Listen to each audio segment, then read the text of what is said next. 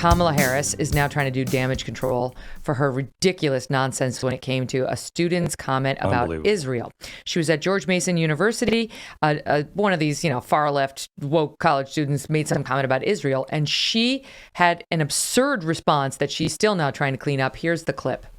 Over the summer, there have been protests and demonstrations in astronomical numbers standing with Palestine, but then just a few days ago, there were funds allocated to continue backing Israel, which hurts my heart because it's an ethnic genocide and it's This is about the fact that your voice, your perspective, your experience, your truth cannot be suppressed, and it must be heard. Oh my Lord, that's her truth. I can't take your truth anymore. Shut up. Neither with can your I. Truth. Same. Let's talk about the real truth. Jeez. Yeah, they're committing a genocide, really? And the vice president of the United States says your truth. What? Yeah. Yeah. First of all, they're not committing a genocide. You know who is committing a genocide? China. And we're doing nothing about it. Mm-hmm. This kind of your truth, has to be heard.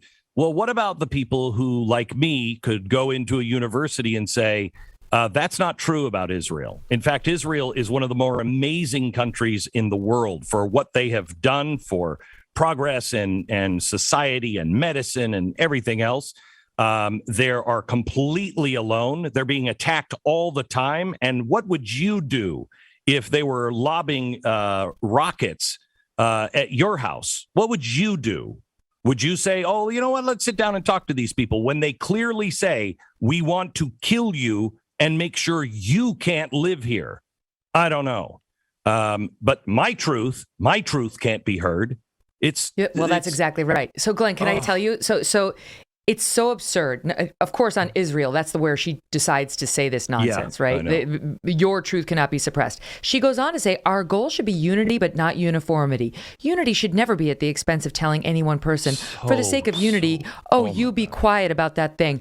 From this administration, who does she think she's kidding? Does she want to look at the January 6th protesters and tell them their truth ought to be expressed? Because that's not really the messaging we've had on that subject or any other from the Democrats who are now in charge. Can I ask you a question that I just don't know the answer to anymore? I used to know I had a good read of the American people. I'm not sure I know who they are anymore. Do the people who voted for Biden but weren't zombies? I mean, the regular Democrats, are there any regular Democrats? And why is no one going on the Democratic side? Okay. I mean, look, we didn't want Trump, but we know this is nuts.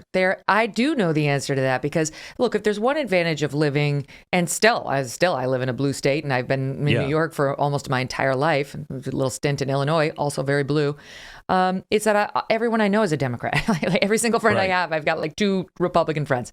And they're good and they're honest, and they like a little bigger government. They want a government safety net. Right. They don't make a lot of money, and so they think Republicans are for rich people. You know what I mean? They don't want to see corporate tax cuts, and they understand it may trickle down. But I could go through that. They pro-environment, blah, blah, blah. They still are not on board with this nonsense. No, and by the way, they don't like her, and they don't like the real version of Joe Biden as opposed to the one that ran. And I'm hearing it from my friends who are flaming liberals, who are hard lefties when it comes to economic policy and so on. They can't believe this nonsense. So, Megyn, I have been trying to convince a couple of members of the Senate to actually stand up on both sides of the aisle and say, you people aren't serious about any of it. You Republicans, you say you're for low spending and all of this stuff with the Constitution, but look what you've done. Yeah, and unless Trump's the president. You Democrats, you say this, but you know what? I, as a senator, and this guy is a congressman, and this guy's a Democrat, and I'm a Republican. We're done with all of you. Here's what we believe. We believe these truths are still self-evident. And because you keep wrapping things in things that split us and make us all mad, and you say you're fixing a problem, but what you're actually doing is undermining the Constitution every step of the way.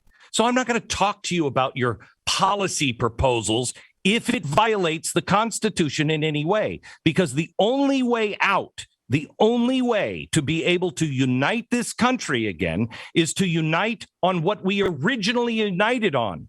All men and women and everybody created equal, and they have certain rights, and governments are instituted to protect those rights, period.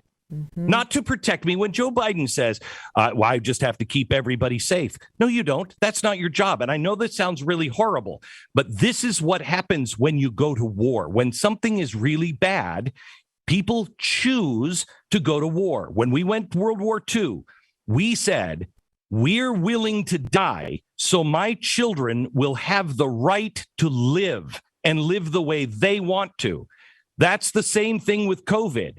If you have to take away people's rights to be able to survive this, then let me go into work. Let me be one of the firefighters like in Chernobyl that tried to put it out and tried to save everybody, and they all knew they were going to die. Let me be that person. I'll do that. Don't take away the rights of my children.